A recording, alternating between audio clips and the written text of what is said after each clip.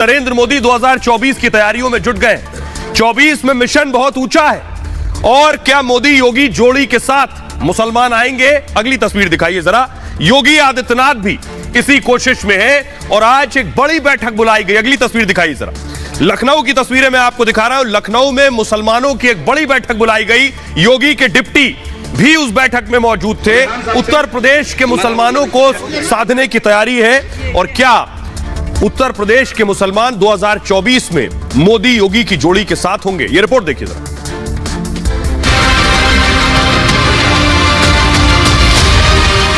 कि मुस्लिम युवाओं के एक हाथ में कुरान शरीफ है तो दूसरे हाथ में कंप्यूटर है। विकास सबका, सम्मान सबको, सुरक्षा सबको, लेकिन तुष्टीकरण किसी का नहीं। मोदी और योगी की जोड़ी के साथ आ गए मुसलमान। उत्तर प्रदेश के मुसलमानों का मोदी और योगी को मिलेगा साथ। मोदी योगी की जोड़ी ने यूपी ही नहीं देश के मुसलमानों को साधने की तैयारी कर ली। अब करोड़ों मुसलमान 2024 में मोदी को वोट करेंगे।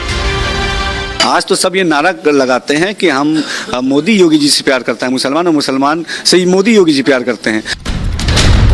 इसकी शुरुआत उत्तर प्रदेश के लखनऊ से हो गई, जहां आज मुसलमानों का बड़ा सम्मेलन हुआ, जिसमें चीफ गेस्ट योगी के डिप्टी ब्रजेश पाठक मौजूद थे।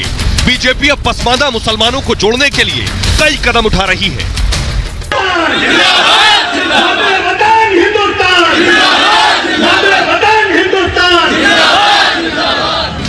योगी और मोदी की 2024 की रणनीति में पसमानदा मुसलमान शामिल हैं। दरअसल उत्तर प्रदेश में मुस्लिमों के गढ़ रामपुर और आजमगढ़ उपचुनाव में जीत के बाद बीजेपी को 2024 फतह का प्लान मिल गया है। दरअसल प्रधानमंत्री मोदी ने हैदराबाद में बीजेपी की राष्ट्रीय कार्यकारिणी में पसमानदा समाज को मुख्य धारा से जोड़ने की बात कही थी और इसको लेकर अब बीजेपी फुल एक्शन मोड में है। और आइए अब आपको बताने जा रहा हूं मोदी योगी का मिशन 2024 क्या है। दरअसल इस 24 में क्या तैयारी की गई है, ये देखिए सर। ये आप देख रहे हैं प्रधानमंत्री मोदी और योगी आदित्यनाथ आपको नजर आ रहे हैं। तो आपको बताऊं 2024 लोकसभा चुनाव पर पीएम मोदी और योगी आदित्यनाथ का फोकस है। उत्तर प्रदेश में थोड़े बहुत नहीं 60%, 60% वोट हासिल करने का लक्ष्य बीजेपी ने रख लिया है कि अब 60% वोट हासिल करने।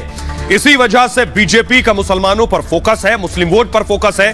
5 राज्यों की 190 लोकसभा सीट पर पसमानदा मुसलमानों का असर है। आपको बताऊंगा पसमानदा मुसलमान होते क्या हैं। उत्तर प्रदेश, बिहार सहित 5 राज्यों पर बीजेपी ने टारगेट सेट किया है। यूपी की कुल आबादी में पसमानदा मुसलमान इस वक्त 18% है, 18% पसमानदा मुसलमान है। आजमगढ़, रामपुर में बीजेपी को पसमानदा वोट मिलने का दावा है और यही वजह है कि आजमगढ़ और रामपुर में भी बीजेपी जीत गई। 45% मुस्लिम आबादी वाली रामपुर सीट किसने जीती? बीजेपी ने जीती। सोचिए, आजम खान की सीट थी, मुस्लिमों के गढ़ आजमगढ़ में भी कमल खिल गया। ये सोचिए अखिलेश यादव की सीट हुआ करती थी। CSDS के मुताबिक 8% पसमानदा ने बीजेपी को वोट किया है। स्वतंत्र देव सिंह ने भी 8% पसमानदा वोट मिलने का दावा किया था। यूपी में पसमानदा के 44,000 मतदान केंद्र की पहचान बीजेपी ने की है और ऐसे हर बूथ के 100 लाभार्थियों से बात करने का टारगेट सेट किया गया है। नगर निकाय चुनाव के 300 वार्डों पर बीजेपी की नजर है। और आइए पसमानदा समाज के लोगों को टिकट भी दे सकती है बीजेपी। एक तैयारी है, मुस्लिम बाहुल्य 300 वार्डों में चुनाव लड़ेगी भारतीय जनता पार्टी। योगी 2.0 में पसमानदा पर बीजेपी ने दांव लगाया है। दानिश अंसारी को आप जानते हैं, योगी के मंत्री दानिश अंसारी को मंत्री बनाकर बड़ा दांव खेला है। दानिश अंसारी भी पसमानदा मुसलमान है। आइए मैं आपको दिखाने जा रहा हूं प्रधानमंत्री नरेंद्र मोदी की वो यात्रा। आपको याद होगी हैदराबाद में थे पीएम मोदी, राष्ट्रीय कार्यकारिणी की बैठक थी। तब पीएम ने कहा था कि पसमानदा मुसलमानों को मुख्य धारा में लाने की जरूरत है। उन्हें जब हम मुख्य धारा में लाएंगे तभी मुसलमानों का जो पिछड़ापन है वो खत्म होगा। आइए अब आपको बताऊं कि आखिर पसमानदा मुसलमान है कौन। पहली बार आप नाम सुन रहे होंगे, देखिए जरा। फारसी का शब्द है पसमानदा। फारसी में पसमानदा कहते हैं। पसमानदा का मतलब होता है वो लोग जो पीछे छूट गए, दबाए गए हैं या सताए हुए हैं, उन्हें कहते हैं पसमानदा। मुस्लिमों की कुल आबादी के 85% है पसमानदा, 85%। 15% मुस्लिम उच्च वर्ग से दरअसल ताल्लुक रखते हैं। पसमांदा दलित और पिछड़े माने जाते हैं। दरअसल शैक्षणिक और आर्थिक आधार पर पिछड़े हुए पसमांदा मुसलमान यूपी बिहार के साथ बंगाल झारखंड में भी भारी संख्या में मौजूद है।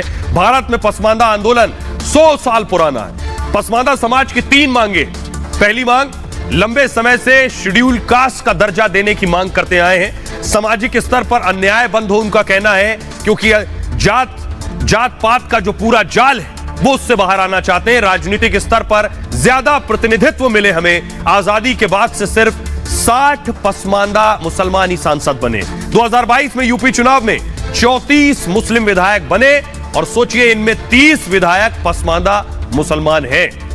आइए, लेकिन मैं अब आपको सुनवाने जा रहा हूं। सुनिए जरा, योगी और मोदी का प्लान है मुसलमानों को साथ लाना और जोड़ना। मुसलमानों को साथ लाने के बारे में मोदी और योगी सोचेंगे और जोड़ेंगे तो सोचिए कौन परेशान होगा। ओवैसी की पार्टी परेशान होगी क्योंकि वो खुद को मुसलमानों का ठेकेदार कहते हैं। समाजवादी पार्टी की पेशानी पर बल आएगा क्योंकि सबसे ज्यादा मुसलमानों के वोट उनको मिलते हैं। आइए अब आपको बताते हैं परेशानी की जड़ क्या है। परेशानी की जड़ यह है कि मोदी और योगी ने दरअसल मुसलमानों को जो कुछ दिया है वो इन नेताओं को परेशान कर रहा है। ये मैं ऐसे ही नहीं कह रहा हूं, आंकड़ों के साथ आपको बताने जा रहा हूं। देखिए जरा, पसमांदा मुसलमान जो पिछड़े हुए, किया क्या है मोदी और योगी ने। 3 करोड़ से अधिक पसमांदा मुसलमानों को मुफ्त राशन मिला है। ये सरकारी आंकड़े हैं। 3 करोड़ पसमांदा मुसलमान। 1 करोड़ 25 लाख से अधिक को आयुष्मान स्वास्थ्य कार्ड मिला है, अपना इलाज करा सके। 1 करोड़ 25 लाख। 75 लाख को प्रधानमंत्री किसान सम्मान निधि का लाभ मिला है। 40 लाख से अधिक लोगों को मुफ्त बिजली कनेक्शन मिला है और 20 लाख से ज्यादा पसमांदा मुसलमानों को घर भी मिले। पसमांदा को मुख्यधारा में लाने की कोशिश अभी भी जारी है और पसमांदा मुस्लिमों के लिए स्नेह यात्रा निकाल रही है बीजेपी। मोहसिन रजा, सोचिए, मोहसिन रजा को हटाकर दानिश अंसारी को मंत्री बनाया क्योंकि दानिश अंसारी पसमांदा मुसलमान है। सरकार संगठन के दूसरे बड़े पदों पर पसमांदा मुसलमानों को जगह दी जा रही है। राज्य अल्पसंख्यक आयोग के चेयरमैन है अशफाक सैफी और उर्दू एकेडमी के चेयरमैन है कैफुल वरा और मदरसा बोर्ड के चेयरमैन है इफ्तिखार जावेद। बीजेपी अल्पसंख्यक मोर्चा के अध्यक्ष हैं अशरफ सिद्दीकी। ये जो नाम है पसमांदा, सभी चारों पसमांदा मुस्लिम समाज से आते हैं। तो सुनिए जरा, अब राष्ट्रीय मुस्लिम मंच के नेता है राव मुशर्रफ, वो क्या कुछ कह रहे हैं।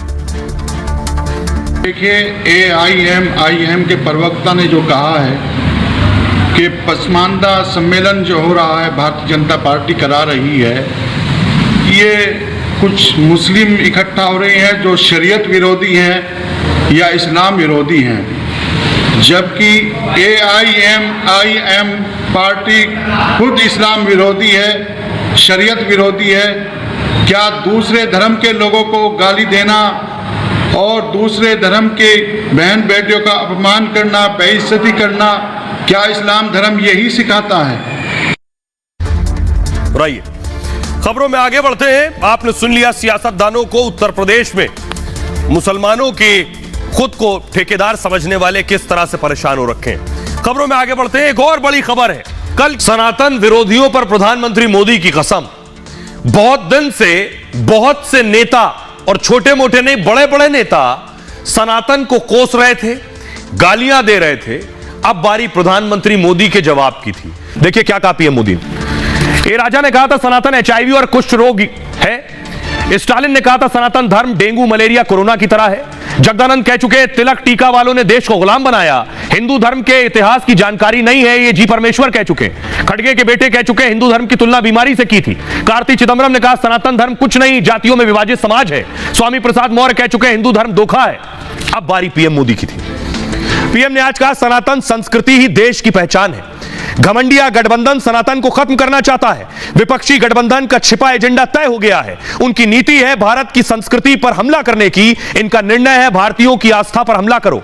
भारत को जिन विचारों संस्कारों ने हजारों साल से जोड़ा है, यह गठबंधन उसे पूरी तरह तबाह करना चाहता है। अब इन लोगों ने खुलकर हमला शुरू कर दिया है। सनातन को मिटाकर देश को गुलामी में ढकेलना चाहते हैं। सनातन संस्कृति संत रविदास का प्रतिबिंब है, माता शबरी की पहचान है और महर्षि वाल्मीकि का आधार है।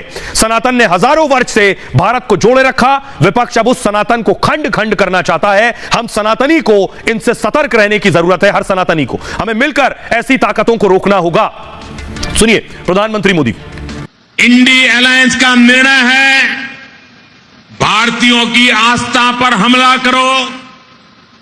इंडी अलायंस गठबंधन गठबंधन की नीयत है भारत को जिस विचारों ने, जिस संस्कारों ने, जिस परंपराओं ने हजारों वर्ष से जोड़ा है उसे तबाह कर दो।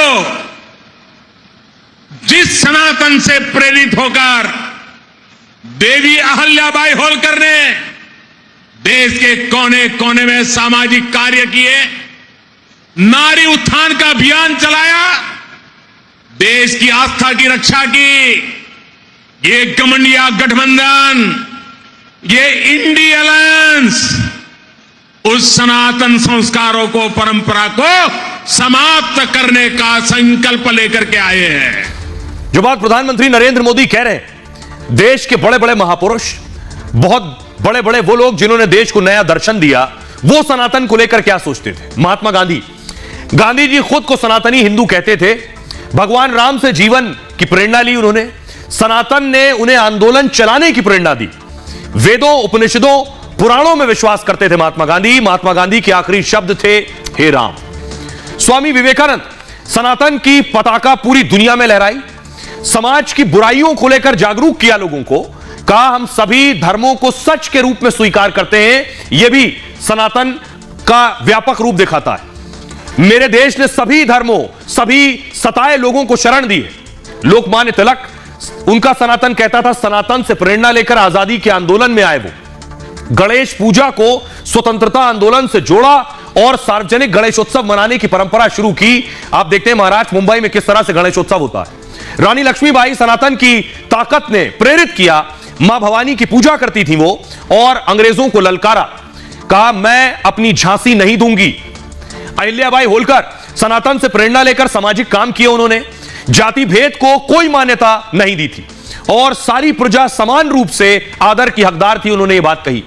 प्रसिद्ध तीर्थों और स्थानों में मंदिर बनवाए, और वो लोग जो सनातन को कोसते हैं या गाली देते हैं, वो जानबूझकर उन बिंदुओं पर हमला करते हैं जिससे सनातन को वो बदनाम कर सके।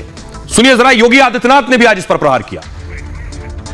कुछ लोग थे इस देश में जो कहते थे राम तो हुए ही नहीं, राम के अस्तित्व पर प्रश्न खड़ा करते थे, कृष्ण के अस्तित्व पर प्रश्न खड़ा करते थे, इन्हें मिथक मानते थे।